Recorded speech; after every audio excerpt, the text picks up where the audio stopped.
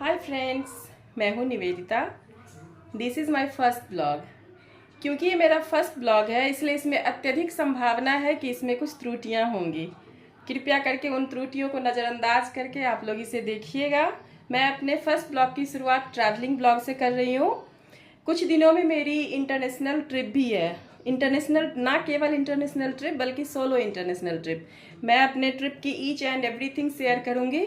तो let's go, start करते हैं। आप लोगों को आगे पता चलेगा मैं कहाँ जा रही हूँ, किस चीज़ से जा रही हूँ, मेरे साथ कौन कौन जा रहा है, सब कुछ आप लोगों को आगे पता चलेगा। Let's go.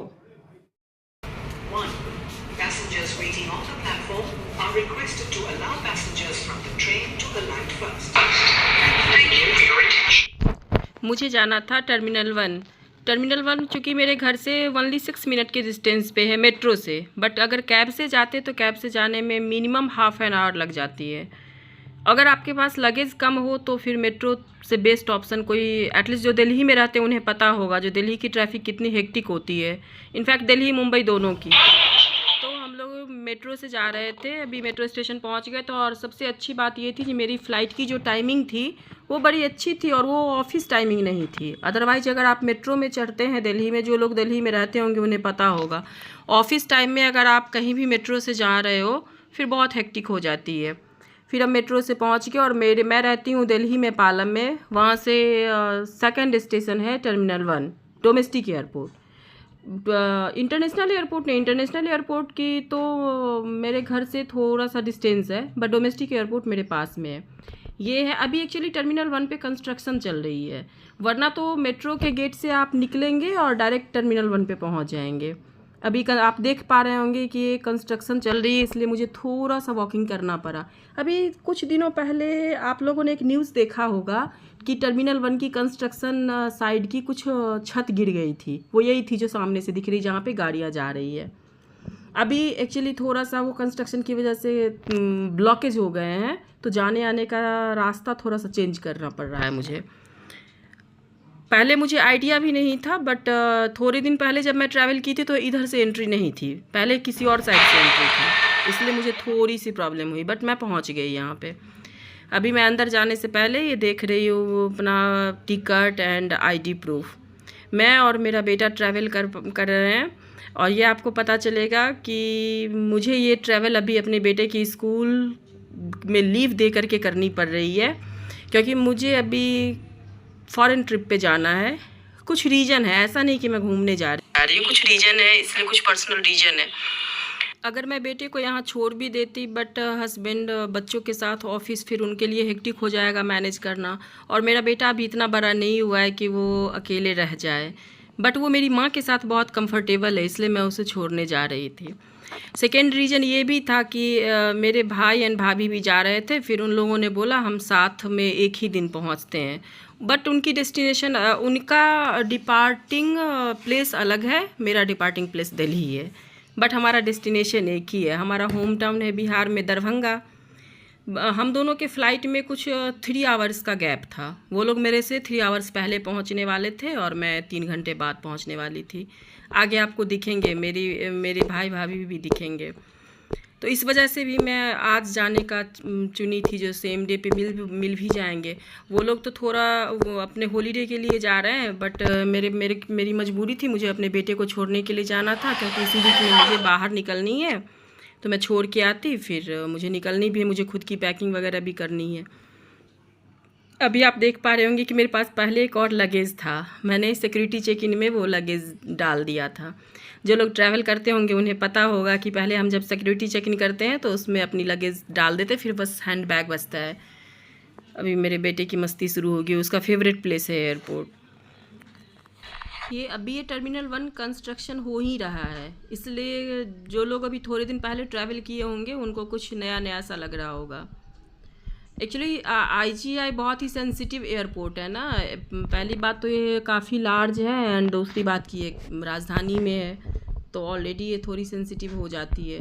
फिर काफ़ी टाइम वेट करने के बाद फाइनली हमारी एंट्री हुई, क्योंकि सबसे घटिया एंड वाहियात सर्विस है स्पाइस जेट की हमारे होम टाउन के लिए। एक्चुअली मेरा जो होम टाउन है ना वो है बिहार का Darbhanga district. And Darbhanga airport के लिए वहाँ पे 2 ही एयरलाइंस की फ़्लाइट जाती है, एक इंडिगो एंड एक स्पाइस जेट। और यही रीज़न है कि इंडिगो एंड स्पाइस जेट की कह सकते हैं कि मोनोपोली हो गई है। उनकी बहुत ही वाहियात सर्विस होती है, एंड स्पेशली स्पाइस जेट की, क्योंकि इंडिगो में लेओवर ज़्यादा होता है। इनकी आप अंदर का सिचुएशन भी देख सकते हैं, ये लिटरली बस जैसी इनकी कंडीशन होती है, लिटरली बस जैसी, बहुत कंजेस्टेड होता है, बट इनकी मोनोपोली होती है। ये रही हमारी भाभी, वो मेरा वेट कर रही थी। फिर हम लोग इधर से भी कहीं और जाने वाले हैं। मेरी भाभी कभी ये सेकेंड टाइम वो गांव गई है, तो इससे पहले तो वो मेरे मायके मतलब उसका ससुराल हुआ वहाँ गई थी। बट मेरी नानी जो मेरी माँ की माँ है, वो उनकी कंडीशन बहुत ख़राब है, उनसे मिलने जाना था हमें। ये रहा वहाँ मेरा नानी गांव जिसको हम लोग बोलते हैं, वो है ये। तो मैं अपनी भाभी को घुमाने के लिए उसको मैं बता रही थी। वो एक्चुअली बचपन से मुंबई में पली बढ़ी है, तो उसने कभी गांव देखा ही नहीं है। उसके लिए ये सब बहुत ही मिरेकल था, क्योंकि वो बहुत अपने लाइफ में फ़र्स्ट टाइम करीब से ये गार्डन, गांव का माहौल, कैसे लोग होते हैं, गांव की कैसी लाइफस्टाइल होती है, वो सब देखना चाहती थी, क्योंकि वो बचपन से कभी देखी ही नहीं थी।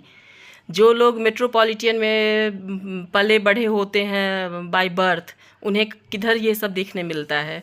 उसी को घुमाने हम लोग निकले थे। फिर मैं बचपन से गांव में रही हूँ, इसलिए मुझे गांव बहुत पसंद है। बट स्टडी के लिए जब बड़ी हुई तो स्टडी के लिए, उसके बाद शादी हो गई, फिर गांव में कभी बचपन जैसा रहने को मिला नहीं, वरना बचपन से मैं गांव में ही पली बढ़ी हूँ, इसलिए बहुत मज़ा आता है। मुझे आज भी गांव की चीज़ें बहुत ज़्यादा पसंद आती है। कितनी ग्रीनरी होती है यहाँ। बड़े बड़े शहरों में हम छोटे छोटे पौधे ये खरीद करके लगाते हैं, वहाँ नेचुरली इतनी ग्रीनरी होती है।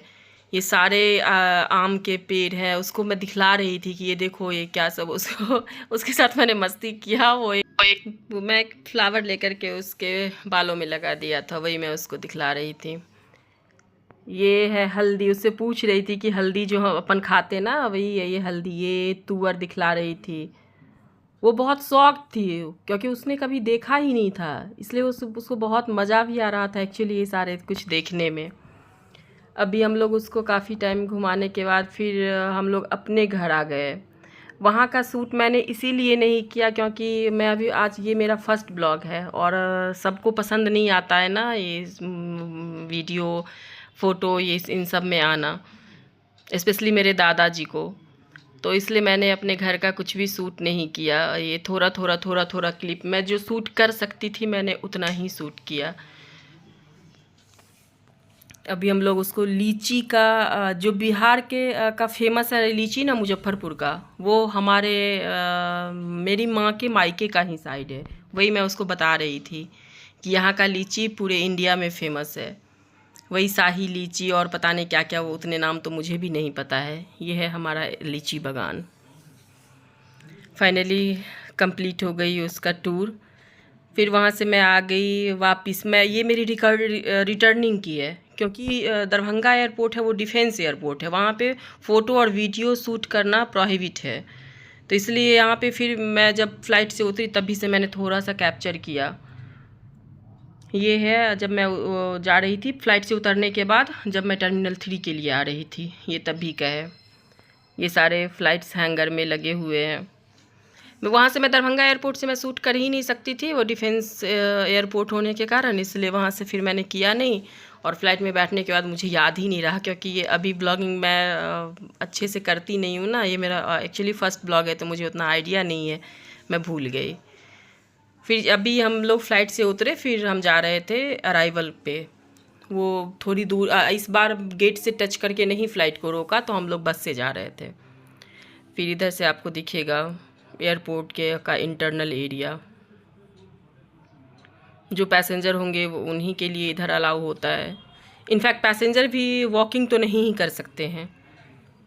यही रीज़न है कि कोई बहुत ज़्यादा डिस्टेंस होती नहीं, बट फिर भी बस में ही पैसेंजर को वो अगर कहीं के लिए डिपार्ट करनी होती है तो भी फ़्लाइट तक बस में ही पहुंचाते हैं, और अगर अराइव करते हैं तो भी एयरपोर्ट तक अराइवल के लिए बस में ही छोड़ते हैं, जबकि ज़्यादा डिस्टेंस नहीं होती है, क्योंकि हमें पता नहीं होता ना उधर की जितने भी सिंबल बने हुए हैं उसके कुछ ना कुछ मीनिंग्स हैं जो कि एयरपोर्ट स्टाफ ही समझते हैं, और पब्लिक को समझ में आएगी नहीं तो वो इधर उधर भाग जाएगी, इसीलिए ऐसा होता है। ये रही विस्तारा। विस्तारा मेरी फेवरेट एयरलाइंस है क्योंकि उसकी सर्विसेज मुझे बहुत अच्छी लगती है।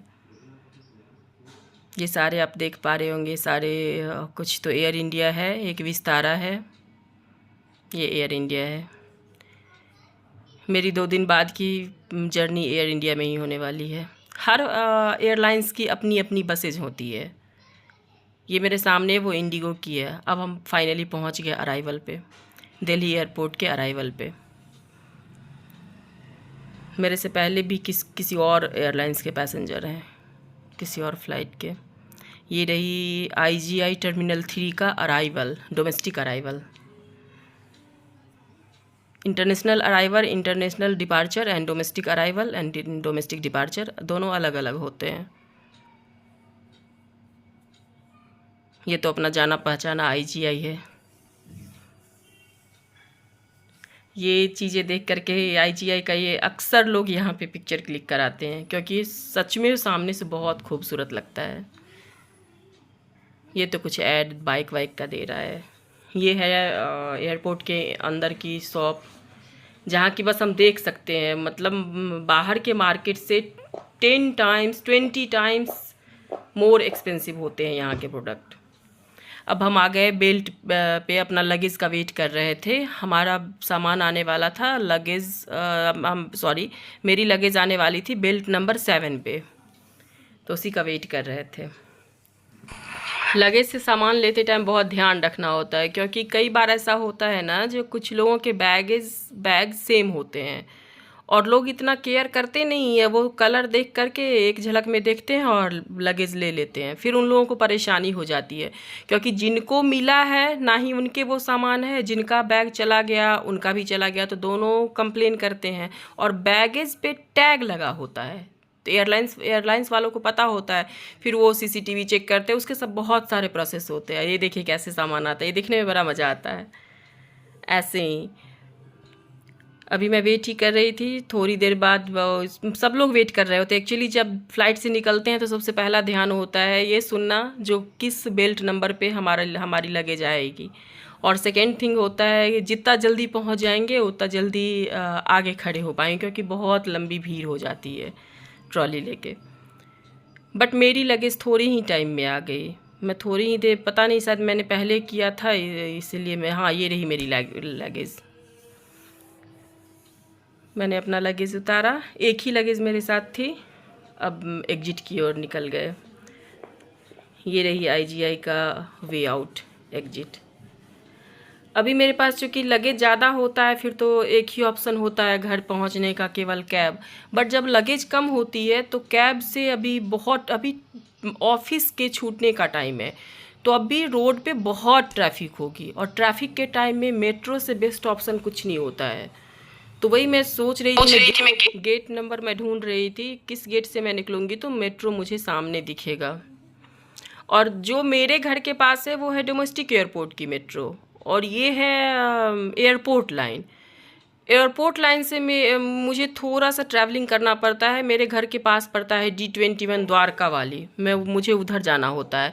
बट अच्छी बात ये है जो एयरपोर्ट लाइन मेट्रो में घुसने के बाद मुझे नेक्स्ट स्टेशन ही मेरा D21 आ जाता है डेस्टिनेशन।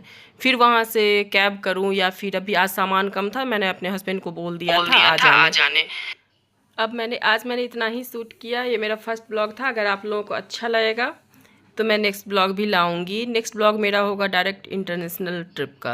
मैं कहाँ जाऊंगी वो नेक्स्ट ब्लॉग में बताऊंगी। मैं कहाँ जा रही हूँ, क्यों जा रही हूँ, बहुत ही इंटरेस्टिंग ब्लॉग होगा वो।